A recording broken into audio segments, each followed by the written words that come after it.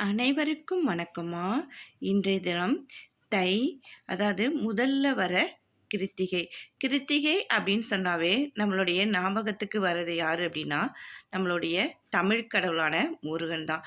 அப்ப முருகன்ட்ட இன்றைய தினம் நம்ம என்ன வேண்டுதல் வைத்தாலும், அதாவது வேலை, படிப்பு, எனக்கு குழந்தை பாக்கியம், அதுக்கப்புறம் பணவரவு, நல்ல கணவன், நல்ல மனைவி, இப்படி எந்த வேண்டுதல், அதாவது பதவி உயர்வு, எனக்கு இருக்கிற தடங்கள் எல்லாம் போயிடணும், தடைகள் எல்லாம் போயிடணும் அப்படின்னு நம்மளுடைய கோரிக்கைகள் எதை வேணாலும் வைத்து வேணும் அப்படின்னு சொன்னோம்னா, கிருத்திகையில் முருகப்பெருமான் நமக்கு நடத்தி கொடுப்பாரு அப்படிங்கிற நம்பிக்கையோடு நம்ம செய்யும்போது இது எல்லாமே நமக்கு நல்லதாகவே நடக்கும். இன்றைய நாளில் என்ன பண்ணுறோம் அப்படின்னு சொல்லி பார்த்தோம்னா, அதாவது அறுபடை வீடுகளில் ஒன்றாக ஏதாவது உங்களால் முடிஞ்சால் போக, அப்படி இல்லை அப்படின்னா உங்கள் வீட்டுக்கு பக்கத்தில் இருக்கிற முருகன் கோவிலுக்கு இன்றைய தினம் போயிட்டு அங்கே 6 அகல் விளக்கு நெய் விளக்கு ஏற்றுங்க. அதுபோக வீட்லேயும் அதே மாதிரி நம்ம காலையிலேயே எப்பயுமே முருகப்பெருமானை நல்லா படமாவோ அல்லது சிலையாவோ எப்படி இருந்தாலும் நீங்கள் அதுக்கு நல்லா தொடச்சிட்டு மஞ்சள் குங்குமம் எல்லாம் வச்சுட்டு நம்ம என்ன பண்ணுறோன்னா 6 வகை மலர்களால் அலங்காரம் செய்துட்டு நம்ம நெய்வேத்தியத்துக்கு 6 வகை உணவு செய்ய போகிறோம். அதாவது இங்கே கொடுத்துருக்கோம் பார்த்தீங்களா, அந்த மாதிரி 6 வகை உணவு நம்ம செஞ்சு நெய்வேத்தியமாக செஞ்சு, அது போக உங்களால் முடிஞ்சால் வடை, பாயாசம் எது வேணாலும் செய்யலாம்.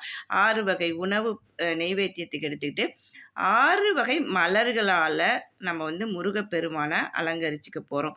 6 வகை மலர்களால் அலங்கரிச்சுட்டு 6 விளக்கு, அதே மாதிரி கோவிலில் ஏற்றது போலவே 6 விளக்கு, அதாவது அகல் விளக்கு நெய் தீபம் விட்டு ஏற்றி உங்களுடைய கோரிக்கைகள் எதுவாக இருந்தாலும், பண கஷ்டம், மன கஷ்டம், நிம்மதி இல்லை, குடும்பம் ஒற்றுமையாக இல்லை, கணவன் மனைவி பிரச்சனைகள், குழந்தைங்க நம்ம பேச்சை கேட்க மாட்டேங்குது, எதுவாக இருந்தாலும் அன்றைய தினம், அதாவது நிறைய பேருக்கு குழந்தை பாக்கியம் இல்லை, நிறைய பணம் வச்சுருக்கேன் எனக்கு நிம்மதி இல்லை, என்ன வேண்டுதல் நம்ம வச்சாலும் அன்றைய தினம் நம்ம மனதார முருகப்பெருமான்கிட்ட வேண்டும் போது நம்மக்கிட்ட இருக்கிற பிரச்சனைகள் எல்லாம் அப்படியே தீர்ந்து போய் நம்ம ஒரு நல்ல சந்தோஷமான ஒரு நிலைக்கு நம்ம வந்துடுவோம்.